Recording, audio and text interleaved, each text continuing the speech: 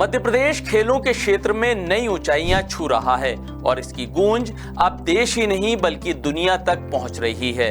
आज हम बात करेंगे मध्य प्रदेश के शहडोल जिले की एक ऐसी कहानी की जिसने प्रधानमंत्री नरेंद्र मोदी को भी प्रभावित किया है और उन्होंने अपने मन की बात कार्यक्रम में इसका जिक्र किया है। हाल ही में प्रधानमंत्री नरेंद्र मोदी ने मन की बात में मध्य प्रदेश के शहडोल जिले में फुटबॉल के प्रति बढ़ते क्रेज की तारीफ की।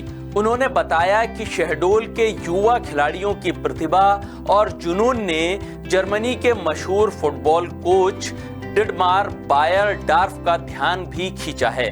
दरअसल पीएम मोदी ने एक पॉडकास्ट में शहडोल के एक गांव में फुटबॉल के प्रति दीवानगी का जिक्र किया था। इस बात को सुनकर जर्मनी के इस कोच ने शहडोल के खिलाड़ियों से संपर्क किया।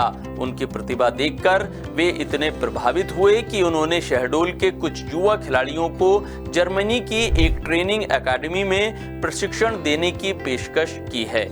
अब जर्मनी के इस कोच ने शहडोल के कुछ खिलाड़ियों को जर्मनी की एक एकेडमी में ट्रेनिंग देने की पेशकश की है।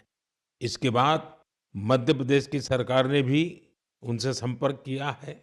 जल्द ही शहडोल के हमारे कुछ युवा साथी ट्रेनिंग कोर्स के लिए जर्मनी जाएंगे। ये कोई छोटी बात नहीं है। शहडोल जैसे छोटे से जिले के खिलाड़ियों ने अपनी मेहनत और लगन से अंतर्राष्ट्रीय स्तर पर ध्यान खींचा है।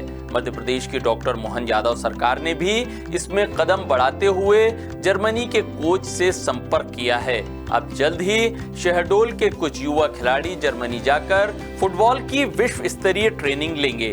शहडोल के फुटबॉल कोच रईस अहमद ने बताया कि 2 लड़के 2 लड़कियां और एक कोच जर्मनी की अकादमी में प्रशिक्षण लेंगे। ये ट्रेनिंग खिलाड़ियों को आधुनिक तकनीकों और अंतर्राष्ट्रीय स्तर की प्रतिस्पर्धा के लिए तैयार करेगी। आपको बता दें कि शहडोल का विचारपुर गांव मिनी ब्राजील कहा जाता है।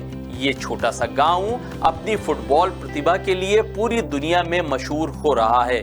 ये गौरव वहां के खिलाड़ियों की कड़ी मेहनत, समर्पण और जुनून का नतीजा है।